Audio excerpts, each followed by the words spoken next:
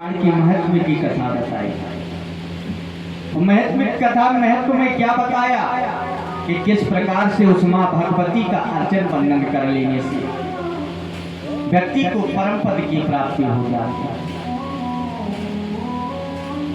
कल की कथा में चर्चा की गई कि किस प्रकार से उन भगवान कृष्ण ने श्यामंतक मणि की खोज में गए और उधर जामवंत जी से युद्ध भी हुआ श्यामंतक मणि के पीछे। यहाँ वसुदेव जी महाराज ने मां की आराधना की, भगवान कृष्ण लौट कर किया।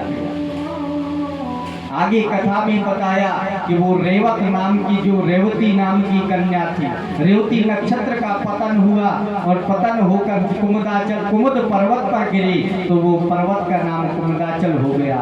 और एक उसी कुमुदाचल पर्वत के पास में एक वृक्ष सी सुंदर कन्या हुई जिसका नाम रखा रेवती, और उस रेवती का विवाह दुर्गम के साथ कराया गया। क्यों? क्योंकि मां भगवती की कृपा हुई थी। कहने का भाव, जब जब मां भगवती की कृपा हम भक्तों पर होती है, जब जब मां अम्बे की कृपा होती है, तो उस समय ऐसे भी कार्य हो जाते हैं जो संसार में व्यक्ति कल्पना तक नहीं कर सकता। क्योंकि बिना मां की कृपा के, बिना उस परमात्मा की कृपा के हम कुछ कार्य नहीं कर सकते। ये शरीर तो केवल माध्यम है। अरे हम गाड़ी से कथा गा रहे हैं तो क्या कर रहे हैं? ये हमारी कोई महिमा नहीं है। अरे महिमा तो उस परमात्मा की है जिसने जो हमें बल दे रहा है, कथा बोलने के लिए, कथा गाने के लिए जो हमें सुनाई दे, प्रेरणा दे रही है, उस माँ की कृपा है, उस परब्रह्म परमात्मा की कृपा है। अब आप कहेंगे नहीं महाराज हम तो सुन रहे हैं, हमारी कृपा। ये ना सोचना कभी कि आप सुन रहे हैं, अरे ये भी परमात्मा की ही कृपा है। परमात्मा आपको कथा को सुनने का बल दे रहा है।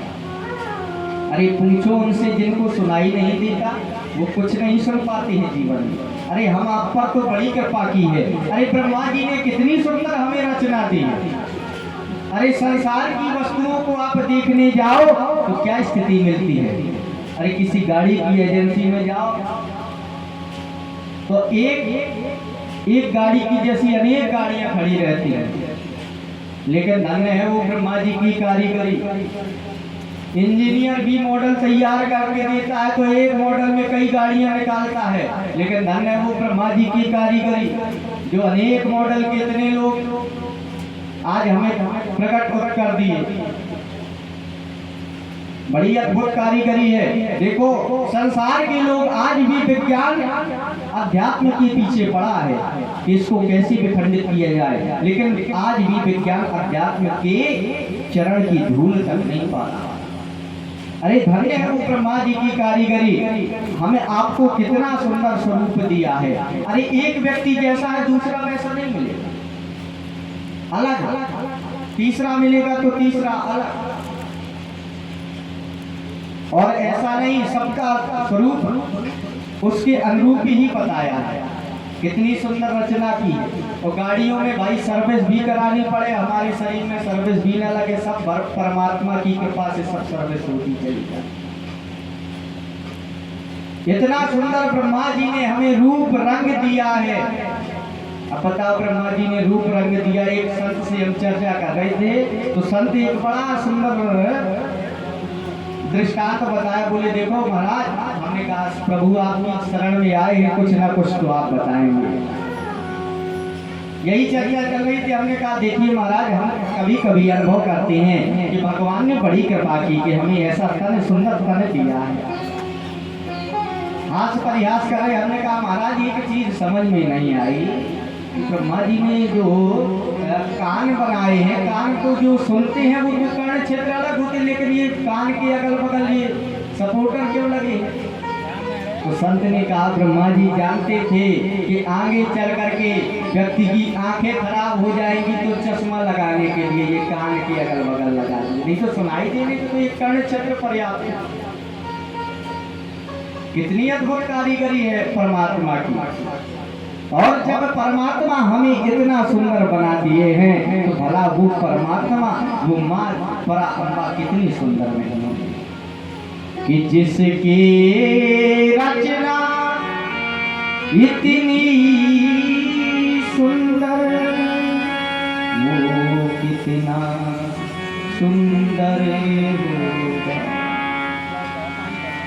जो हमें इतनी सुंदर रचना बना करके दे गए वो परमात्मा ब्रह्म कितना सुंदर नहीं होगा। उस ब्रह्म ने हमें कितना सुंदर बना के भेजा, और सुंदर बना के इसलिए भेजा है कि जाओ और जाकर के अपने यह मानव जीवन को सफल करो। इधर वेद व्यास जी महाराज जन्मेजय से बता रहे हैं कि राजन, ये जो तन मिला है इस तन का सदुपयोग करना चाहिए। महाराज कैसे? बोले केवल परमात्मा के चिंतन के माध्यम से इस तन का सदुपयोग करेंगे। हाथ जोड़ लिए जन्मेजय महाराज ने, कहा प्रभु हम जानना चाहते, आपने महत्व को बताया है, कोई ऐसी कथा हमें श्रवण कराए जो हमारे कानों को प्रिय हो।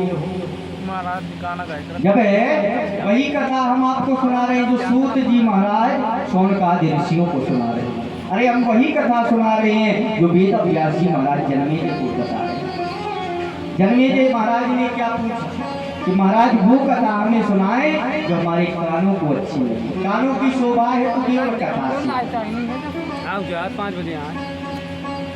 कीर्तन पवित्र सेवा की और धन पवित्र कछुदान, मुख पवित्र हरि भजन सो होत्र विधि कल्याण। ये हमारा तन पवित्र कभी होता है जब सेवा करते हैं, और धन पवित्र दान करने से होता है, और मुख पवित्र भगवान के भजन से होता है। जो अगर कानों की पवित्रता देखना है तो भगवान की कथा श्रवण करने से होती है। लेकिन आज का मानव कानों की पवित्रता काय में समझते हैं, बढ़िया वो कौन आते हैं, ईयरफोन, ब्लूटूथ वाले ईयरफोन लगा लेंगे, वही में गिच्चक गाना लगेंगे, उसमें उनके कान पवित्र हो गए। लेकिन नहीं, वास्तव में अगर अपने कानों की पवित्रता देखना है तो भगवान की कथा सुननी चाहिए, क्योंकि सुनेंगे आप, अच्छा सुनेंगे तो विचार आपके अच्छे होंगे। अगर लोग अक्सर कह देते हैं महाराज हम सोचते तो बहुत अच्छे हैं कि विचार हमारे अच्छे हो जाएं, लेकिन विचार हमारे अच्छे निकलते नहीं। तो भैया हम तो ये कहेंगे अगर अच्छा देखोगे, अच्छा सुनोगे तो एक ना एक दिन आपके विचार भी अच्छे निकलेंगे। भगवान ने सुंदर नेत्र दिए हैं तो नेत्र देखने के लिए दिए हैं, तो आप परमात्मा के नेत्रों से दर्शन कीजिए, अवश्य देखिए, देखने योग्य, जो देखने योग्य है उसको देखिए। लेकिन आजकल देख कर रहे लोग रील बना रहे हैं, रील से देख रहे, फिल्म चल रही है 2-2, 3-3 घंटे मोबाइल में फिल्म। ये आंखों की पवित्रता हो रही है, आंखों की पवित्र, आंखें कर रही हैं, दिन दिन भर मोबाइल में लगी है। मोबाइल कोई साधारण बहुत बड़ी बीमारी, एक कोरोना की बीमारी आई थी, कोरोना की पहले चल गई थी मोबाइल की बीमारी, और शायद कोरोना की बीमारी जितनी दुनिया की बीमारी वाले वो तो सही हो गए, लेकिन मोबाइल की बीमारी वाले नहीं सही हो गए। और सुबह से लोग क्या करते, सुबह से जगेंगे तो सबसे पहले कुछ नहीं, मोबाइल कहाँ है हमारा, टाइम देकर थोड़ी कुछ देख ले, मैसेज आते। अरे मोबाइल भी अगर उपकरण हमें मिले हैं तो उनका सदुपयोग करना चाहिए। पहले समय चलता था कि सुबह जागते थे तो नेत्र बंद करके परमात्मा का चिंतन, सीता राम राम राम, और नेत्र खोले तो कराग्रे वस्ते लक्ष्मी, कर मध्य सरस्वती, और कर मूले तो गोविंदा प्रभाती कर दर्शन। प्रभात सुबह के दर्शन करने के लिए क्या करते थे, कराग्रे वस्ते लक्ष्मी, हाथ के आगे के भाग में लक्ष्मी का वास हो, कर मध्य सरस्वती, हाथ के मध्य में सरस्वती का वास हो, और कर मूले तो गोविंदा, और कर के मूल में गोविंद भगवान का वास हो, ऐसा देख करके हम अपने हाथों का दर्शन करके सुबह ही हम भगवान के दर्शन के निमित्त अपने हाथों को देखते हैं।